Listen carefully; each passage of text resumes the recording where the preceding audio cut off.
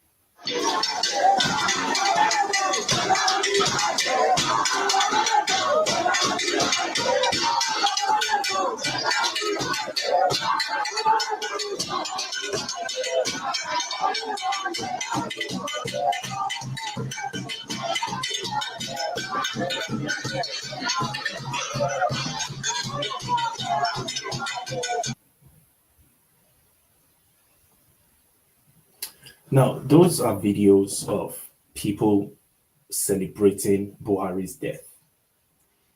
But why wouldn't they celebrate Buhari's death? Look at the environment.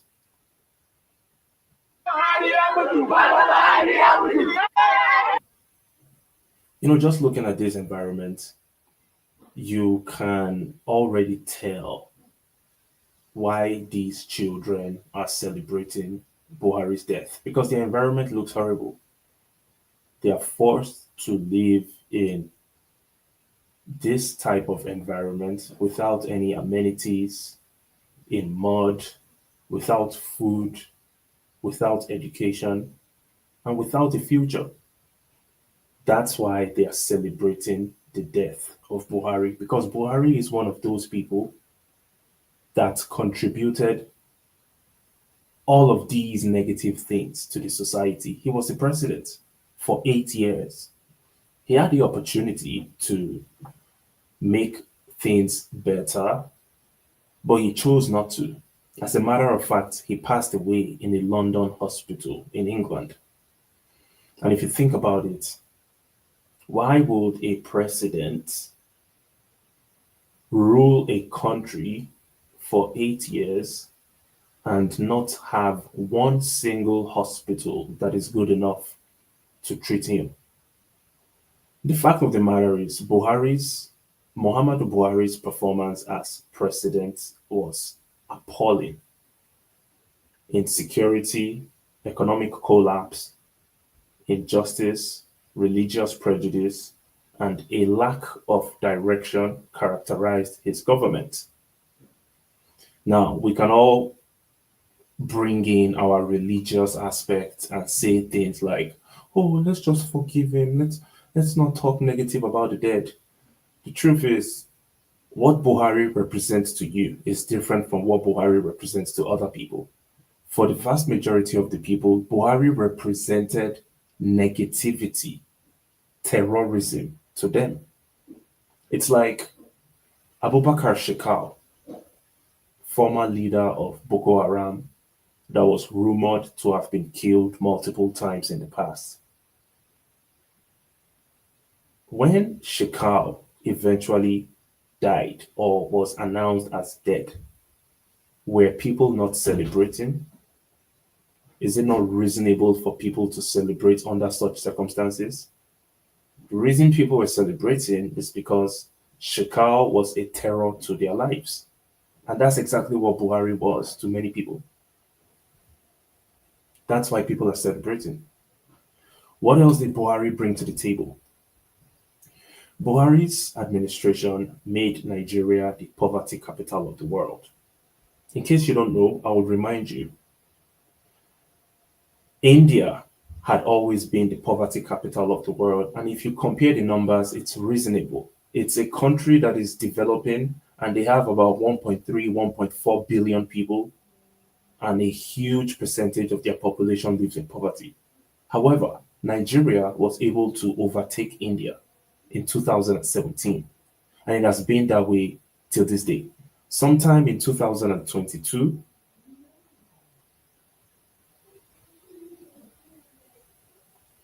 India overtook Nigeria back, and it became news. People were celebrating. It became a campaign point for the Nigerian corrupt politicians under Buhari.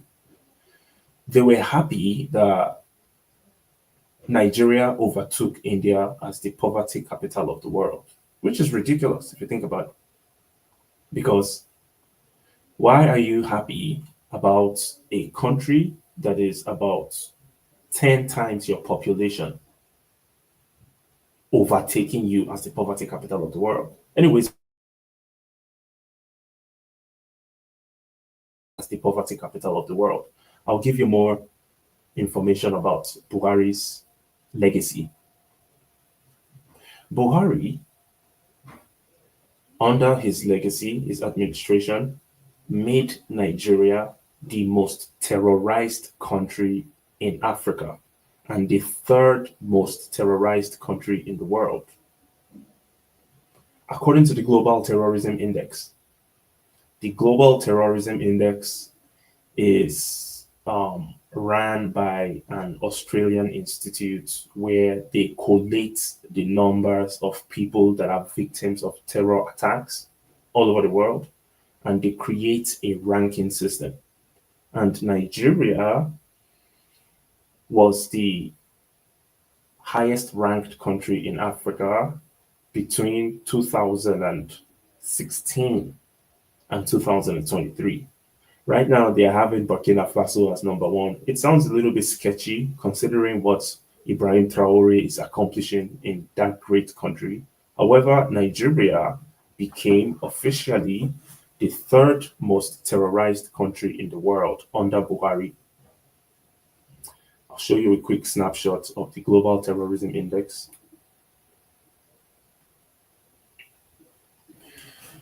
Currently, 2025, Nigeria ranks number 6. Do not think that it's an improvement because it was once the number 4th position. It's not an improvement. Okay.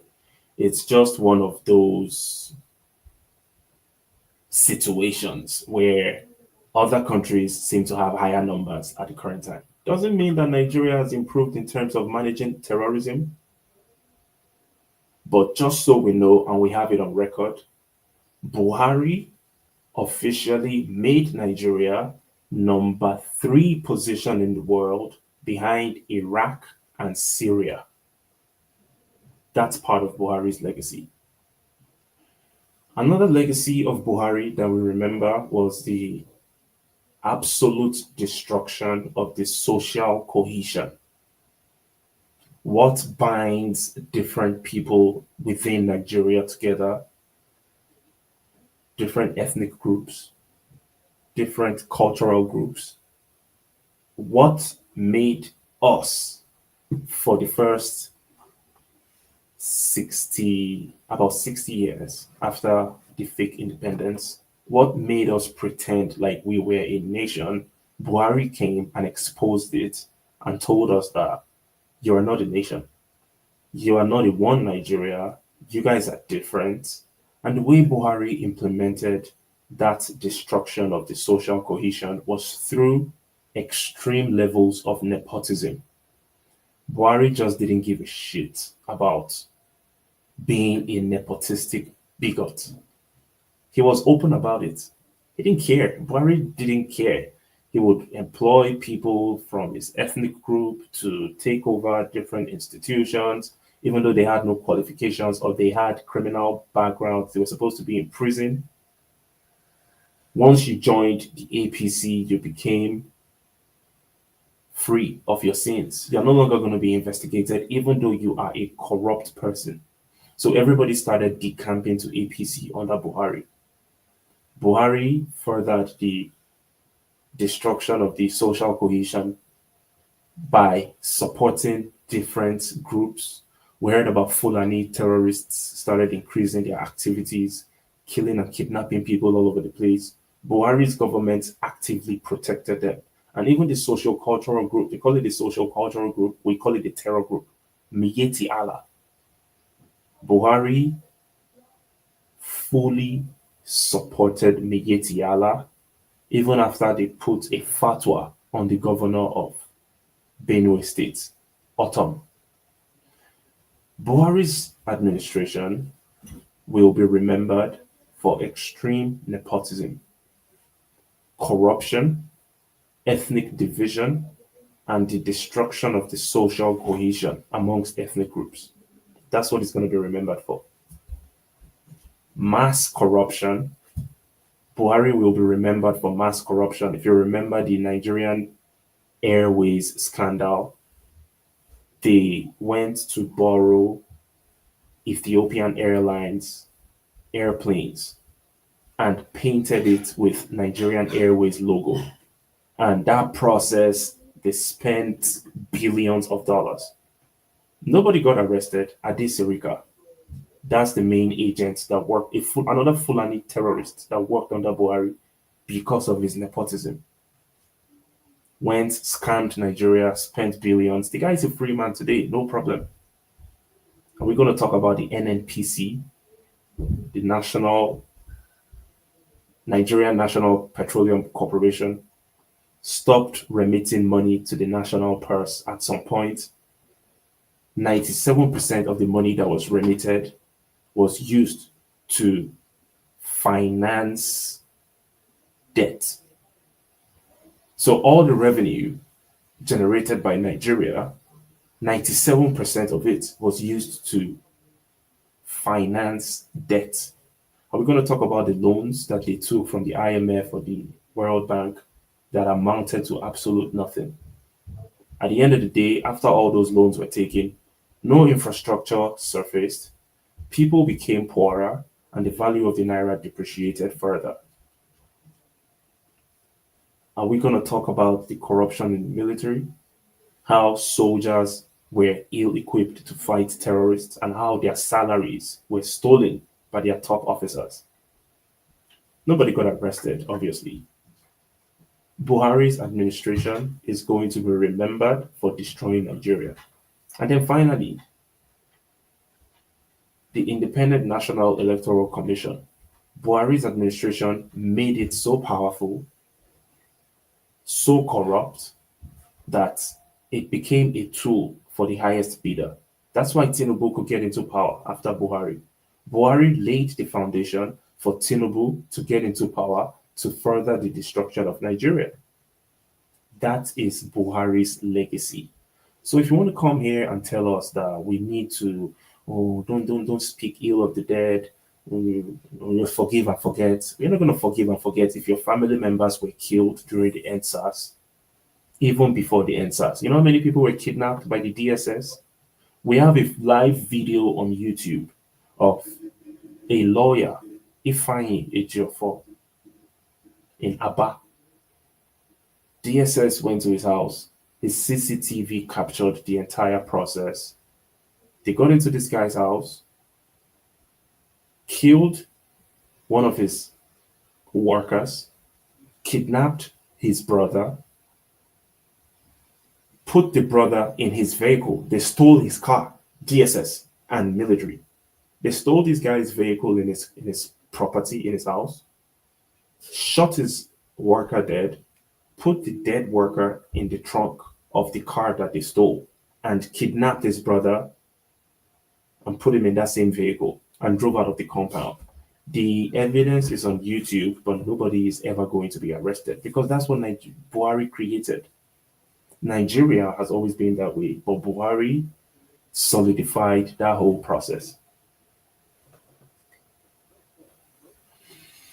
What else did Buhari do? Let's talk about nepotism. We spoke about nepotism already.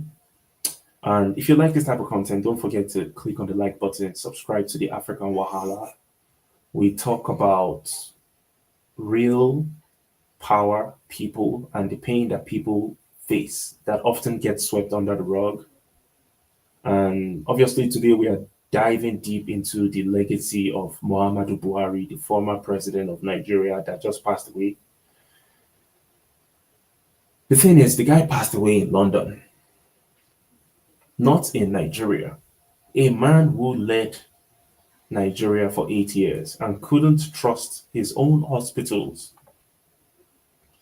After 12 medical trips abroad, He finally died far away from home. So how come he couldn't build a hospital within those 12 years?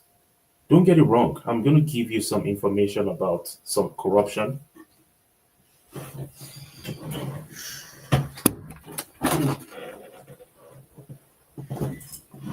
in the hospitals. Um, they expended 18 to 20 billion naira annually on renovating the ASO clinic. The ASO clinic is supposed to be the presidential clinic to take care of the president and people like that. Even though they spent so much money on maintaining that facility, they never used it. They always traveled to London on the taxpayers' money. Meanwhile, 90% of the population has no access to any decent medical facility. So why would you remember a leader that had that opportunity and give him any credit? You're not going to give him credit. It's unfortunate, but it is what it is.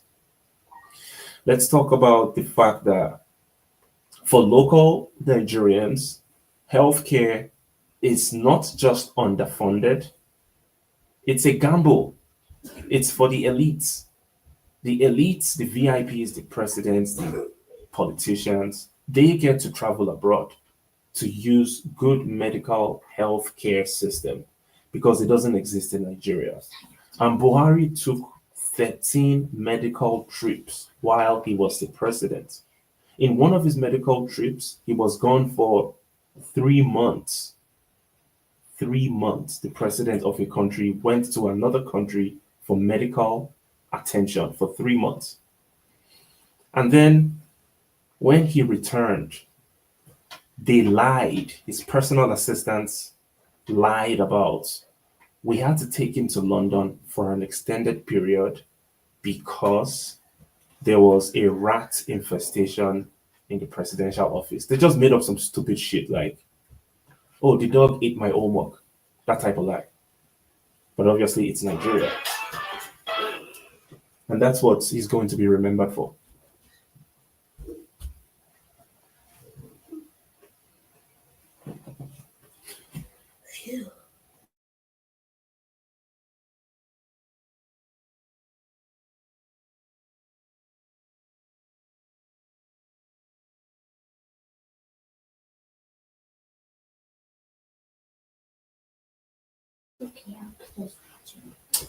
Apologies. Now, let's talk about something crucial that Buhari should be remembered for. It's called the Operation Safe Corridor. Operation Safe Corridor was a military policy, illegal, and I'll explain to you why I call it illegal. But it was a policy that created a pathway for so called repentant terrorists to be reintegrated back into the society. Remember, Nigeria is a country that deals heavily with terrorism issues. Like I showed you earlier, the Global Terrorism Index, even 2025, Nigeria is still ranked number 6 in the world. Okay, sixth most terrorized country in the world, as you can see here, Global Terrorism Index. Buhari brought this illegal policy to rehabilitate Boko Haram fighters. There was no vote to institute this process. There was no town hall meeting. There was no formal process that was established for these so-called repentant terrorists to be reintegrated back into the society. So what ended up happening was because they did it illegally, without people's consent, the terrorists were not only reintegrated back into the society, they were paid.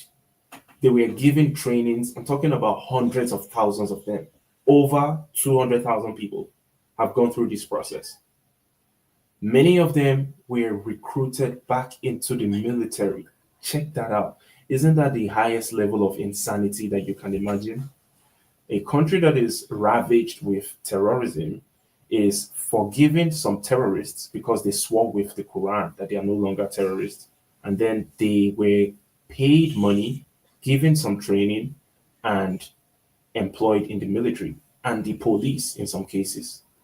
So those Boko Haram, Fulani terrorists, and all these other terror groups that were integrated that passed through the Operation Safe Corridor, they ended up giving information to their terror members to attack the military and the police.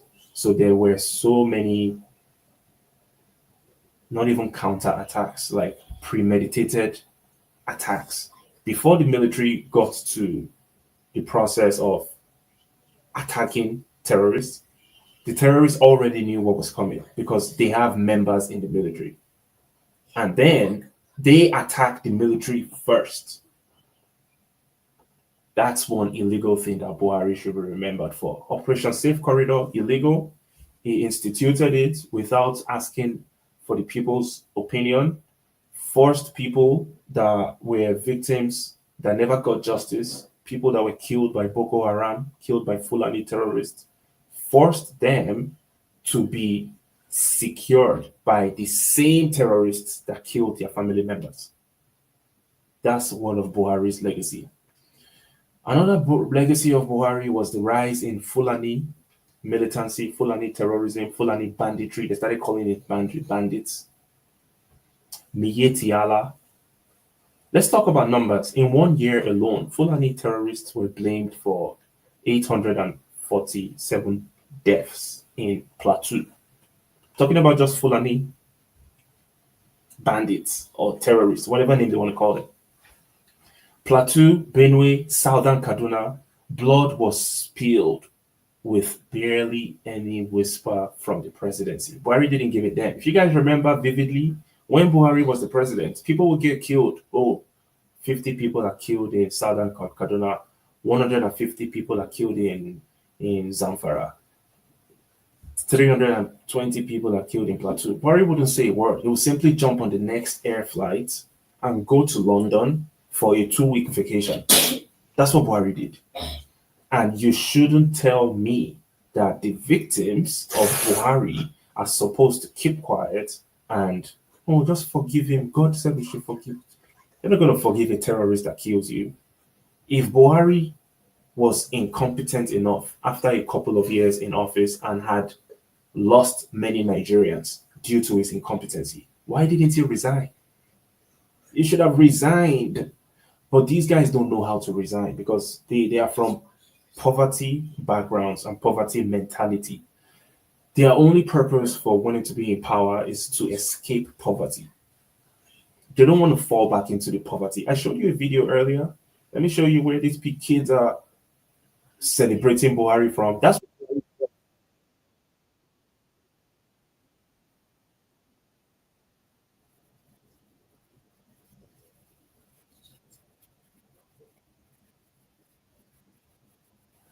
if you look at the environment of that video, those kids are dancing, celebrating.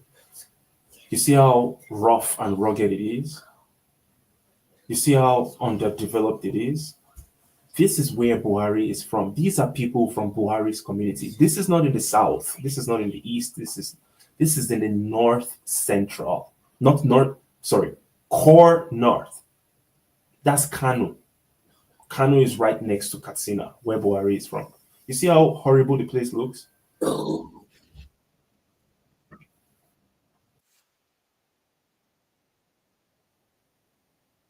So it's not me that is celebrating this guy's passing.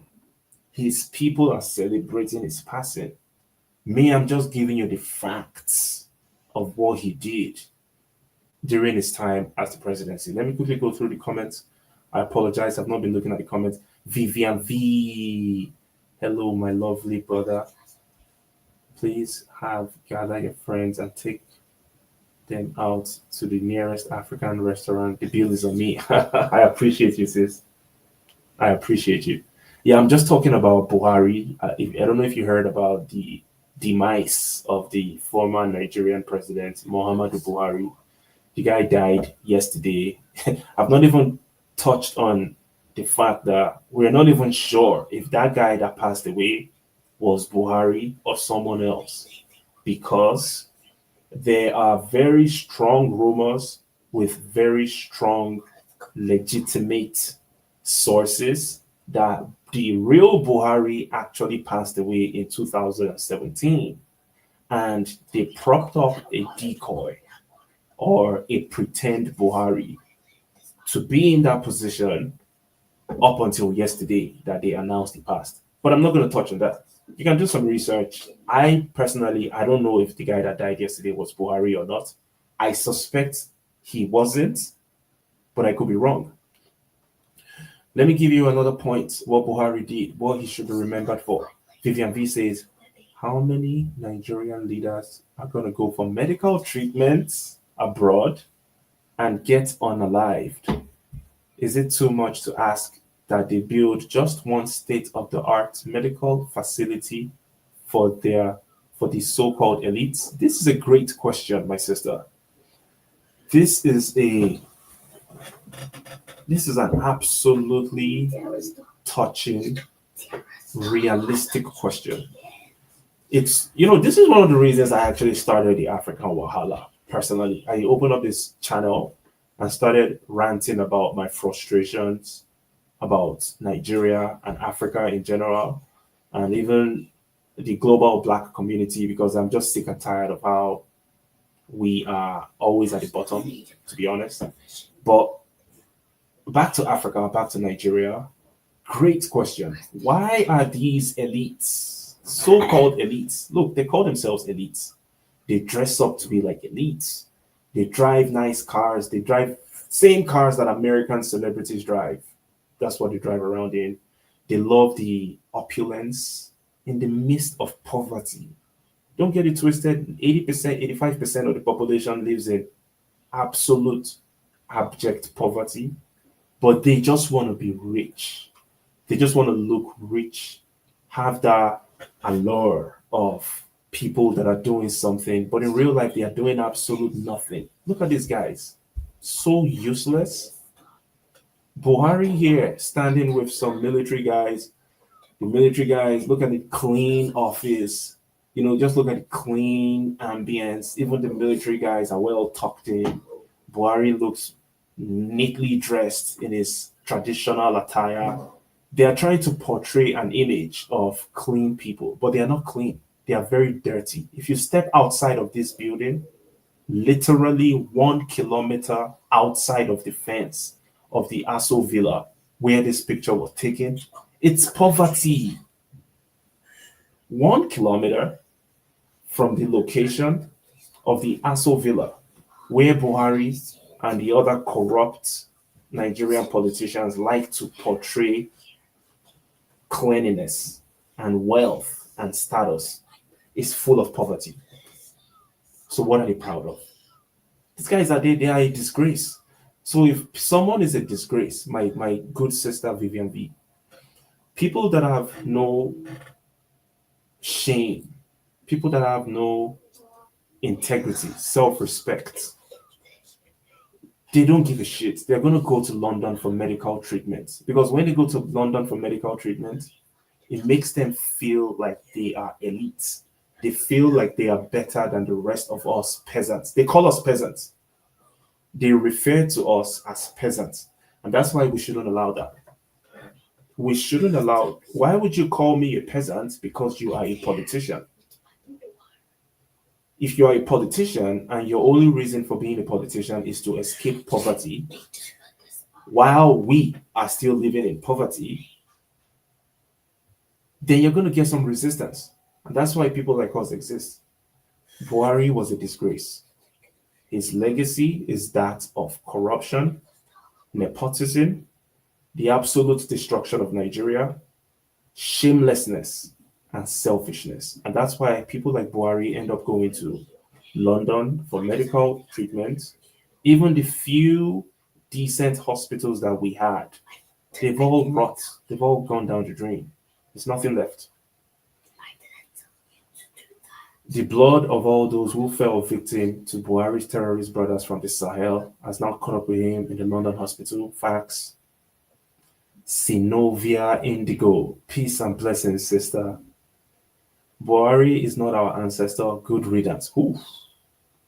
People are upset. And these are my beautiful cousins from North America.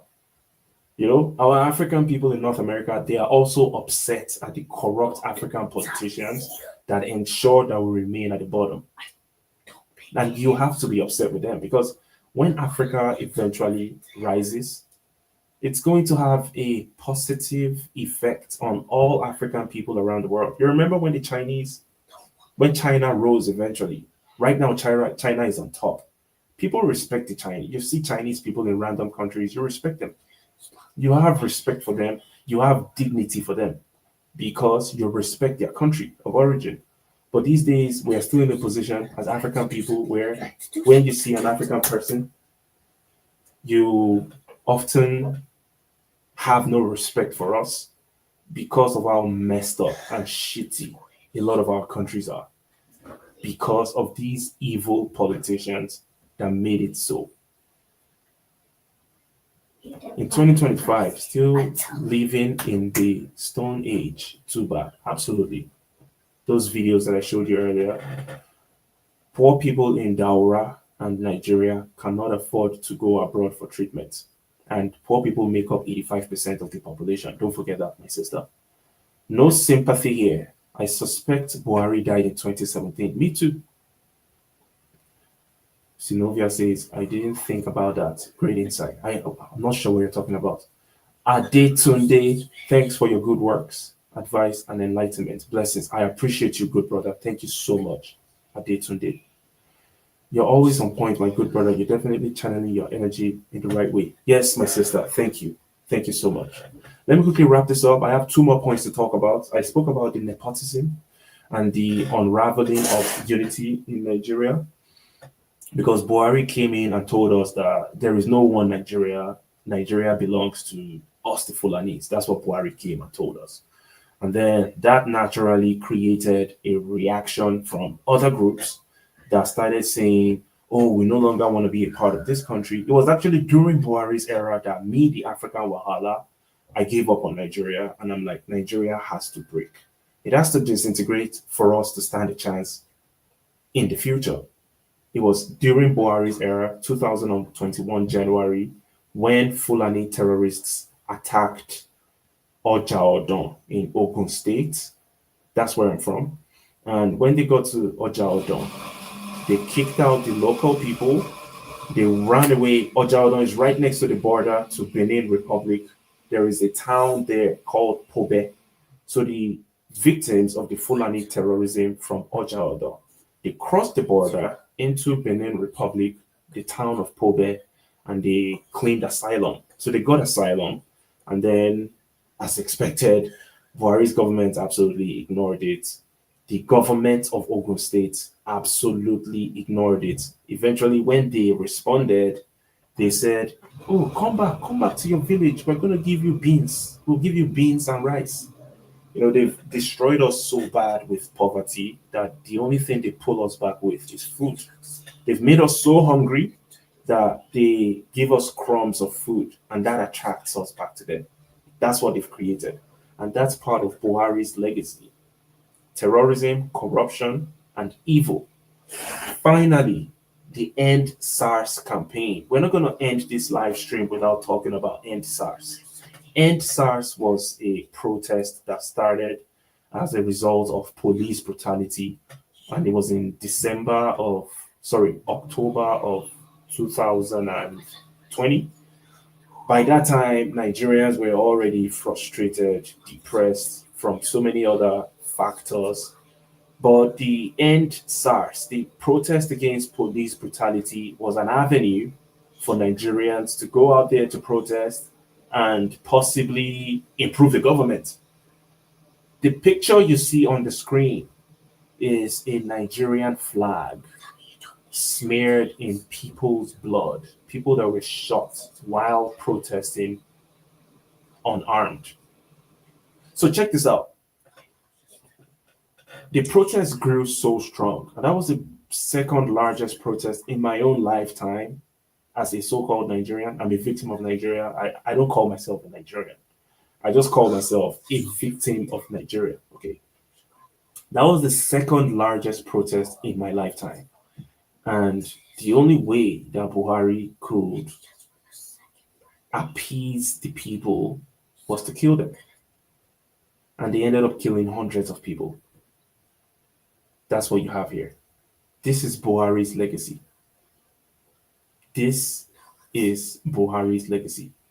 Let me find another picture that would remind you. You might remember DJ Switch.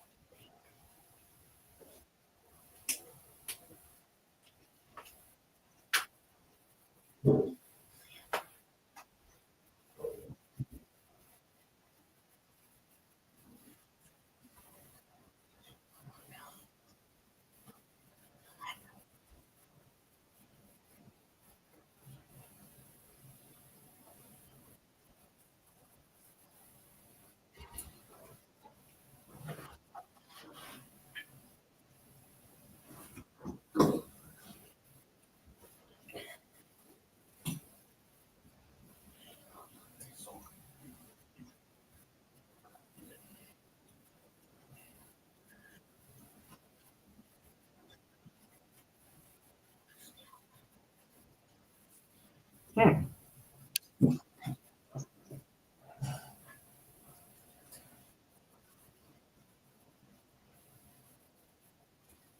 Hmm.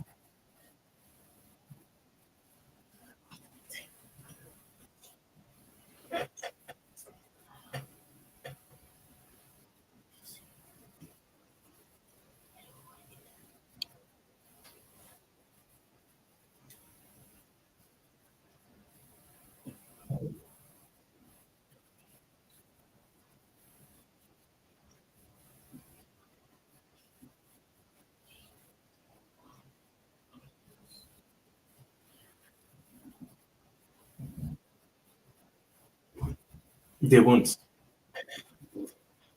They don't give a damn.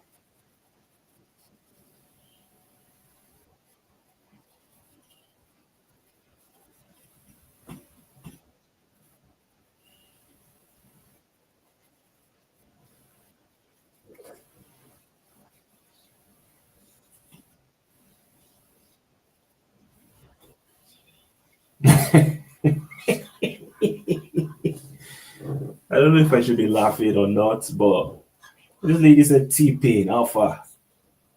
Yeah, yeah. Honestly, Sinovia is asking, do African governments not understand that it makes no difference how much riches they have? They are not respected as long as the people are suffering. These guys are so dumb, Sinovia. These African leaders are a disgrace. Did you see what happened in the White House in the last couple of days, where Donald Trump invited the presidents of Senegal, Mauritania, Gambia, Senegal, Mauritania, Gambia, and two other countries. And they were just disgraced. They were spoken to like children. The Liberian president, an old man, he had Trump mocking him to his face. The Senegalese president, he went there sitting down, saying, "Oh, Mr. President, sir, wait, come and build, come, we'll build a golf course for you in Senegal." Bro, African leaders, a lot of them are useless. Okay, they are a disgrace. They are the reason why we African people stay getting disrespected all over the world. Okay, because it's natural for humans to respect their fellow humans that are doing good. And if we are not doing good in our homeland, then we're not going to be respected. And why are we not doing good? Mostly because of these useless, good for nothing African leaders. I tell you. Vivian says, I will never forget the NSARS protest while Aisha is begging Nigerians to forgive and pray for her husband. Where was her compassion for mothers of the NSARS and victims of the herdsmen? None. No compassion whatsoever. None. And that's it. Buhari killed Nigerians during the NSARS. They were trying to ask for a better country. He somehow was able to brainwash the police and the soldiers that are also victims of Nigeria, also victims of the loot and the corruption and the poverty. You need to see where police, soldiers, you need to see what their barracks look like. The army barracks, the police barracks. It's appalling. But those people that are also victims of Nigeria, they were used to kill their fellow Nigerians asking for a better question. And this is an iconic picture that summarizes Buhari's legacy. Millions of people took to the streets for 14 days, and Buhari ended it with a massacre, killing people all across the country. So finally, to wrap up this conversation, there it is. That is Buhari's legacy. I appreciate you guys for joining me today on the African Wahala. I had to put this information out there, even if it's just a few people that will come across it. It doesn't matter. What is important is we remember these people for who they are before the world tells us or our children or our children's children that these were somehow great elders, statesmen that fought hard for a better country. No, these are criminals. Okay. And a presidency that promised progress but left trails of blood, bruised hope, and broken trust. If Nigeria wants healing, the truth has to be spoken louder, and it has to be spoken to power. And we, the people, we have to keep asking these hard questions. The wahala is not over, but neither is the fight. The fight goes on. Now we are back in the hands of another character identical to Buhari, Tinubu. And guess what? Tinubu is going to win the 2027 elections if Nigerians don't stop him. And Nigerians are not going to stop him by following a coalition of people that are from Buhari's party, Obasanjo's party, PDP, APC, the ADC coming up 2027. You're not going to stop Tinubu using the ADC. If anything, you're going to help him. You're going to help them because the ADC and Tinubu and APC, they are the same. But Nigerians are so emotional. They love placing individuals in pedestals where they cannot be criticized. That's why they're telling us that, oh, just forgive Buhari, don't criticize Buhari. And that's why they worship their fellow corrupt politicians. And they want those same corrupt politicians to come save them through an election. It's not going to work. We need a revolution. Thank you for joining me on the African Wahala. Peace.